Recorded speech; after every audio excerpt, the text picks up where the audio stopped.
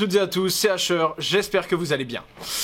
Du moins j'espère. Comme vous pouvez le voir, la plupart des crypto-monnaies sont dans le rouge. Sur du 1 heure, 24 heures ou même les 7 derniers jours, le top 100 des crypto-monnaies, sauf une crypto, une seule, sont toutes dans le rouge globalement sur les 24 dernières heures et les 7 derniers jours. Avec une correction énorme pour la plupart d'entre elles et tout le monde, pour ne pas dire la plupart d'entre vous, me demande pourquoi. Qu'est-ce qui se passe? Quel est le fait que? Alors vous savez, je suis un gros partisan du... Il n'y a pas une seule raison, c'est un ensemble de choses qui font que. Malgré tout, et cette fois-ci, en plus des raisons traditionnelles que je vous ai déjà présentées plusieurs fois, et en quelque sorte un rebond du market cap global, parce que quand on est monté très haut et très rapidement, on se devait de rejoindre en quelque sorte la croissance basique des crypto-monnaies et de cette capitalisation. Malgré tout, je vais vous donner l'une des raisons qui font que selon moi, on a l'impression d'avoir moins de sécurité que d'habitude et qui fait que la plupart des gens se retirent et transforment leurs crypto-monnaies contre des euros afin de quitter ce marché pour le moment. Et ça peut être l'une des raisons qui fait que toutes les cryptos perdent de la valeur, et même le Bitcoin, qui n'est plus autant une valeur refuge qu'avant. Voilà, alors, le fait selon moi, il viendrait du Tether ou teaser, vous l'appelez comme vous voulez, chacun ses termes. Alors le teaser, pour faire un bref rappel, c'est une monnaie qui en gros est propulsée par Bitfinex et qui a pour vocation de représenter le dollar. C'est pour ça qu'on l'appelle l'USDT.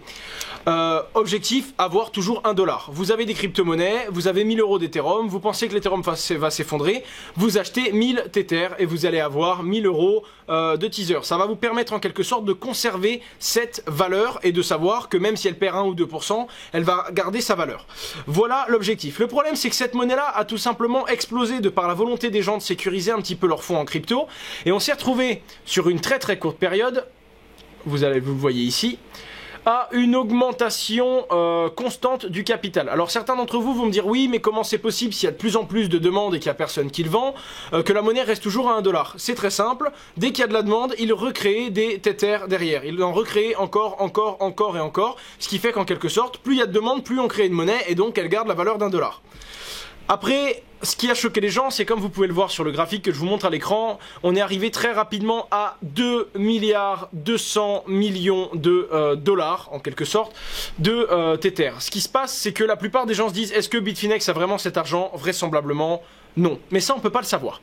La petite particularité, c'est que le 6 décembre, et là je vous sortirai 2 articles en description de crypto-analyse, le 6 décembre, ils se sont fait taper sur les doigts, et il y a eu une demande en quelque sorte d'une cour pour avoir une régulation.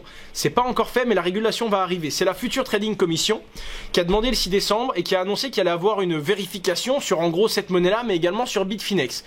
À ce moment-là, on s'attendait à une réaction, à une contrôle, à un effondrement du Tether, mais au contraire, il y a eu 35% de plus d'USDT qui ont été injectés sur ce marché avant que la régulation soit faite. Donc ça pose beaucoup de questions, il y a des incompréhensions. Qu'est-ce qui va se passer? Est-ce qu'il n'y a pas quelqu'un qui va se sauver avec la caisse? Si oui, comment? À quel moment? Pourquoi? Qu'est-ce qui se passe si tout le monde revend massivement cet Ether?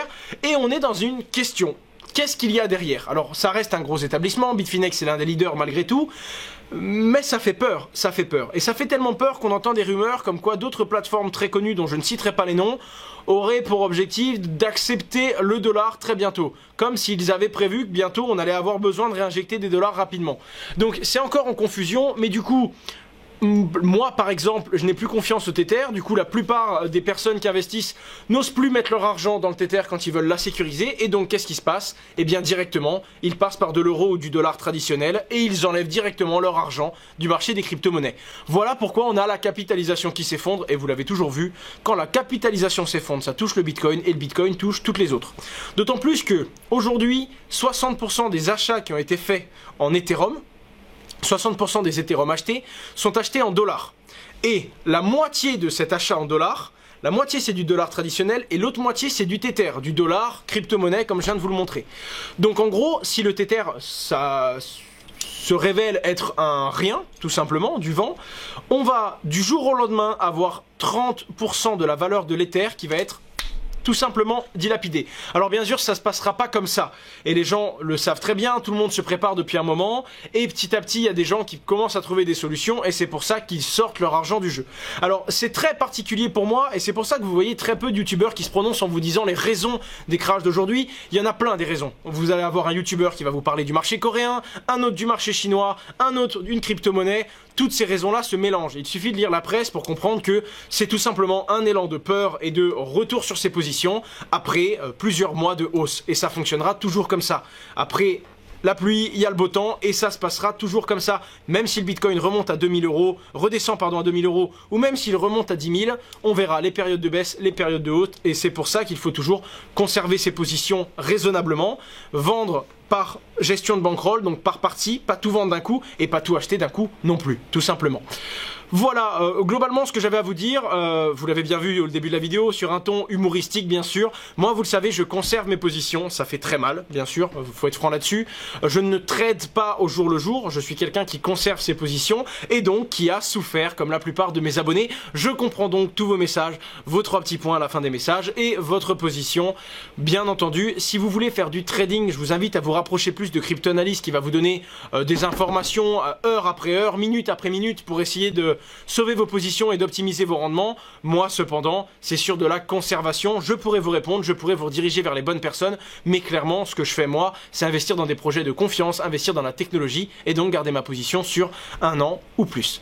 Tout simplement. C'était Asher, je vous laisse mettre des commentaires. Si vous avez des idées d'où ça peut venir en plus, mettez tout. J'aimerais bien que cette chaîne de commentaires ce soit le public qui l'alimente et qui disent pourquoi vous pensez que ça monte, pourquoi pas, quelles sont vos idées. Tout le monde va y répondre, il y a de plus en plus d'abonnés qui répondent à d'autres abonnés, d'ailleurs je trouve ça très plaisant. Facebook, Twitter, Instagram et surtout abonnez-vous, j'aimerais bien qu'aujourd'hui j'ai au moins un de mes chiffres qui soit dans le vert. Au revoir tout le monde.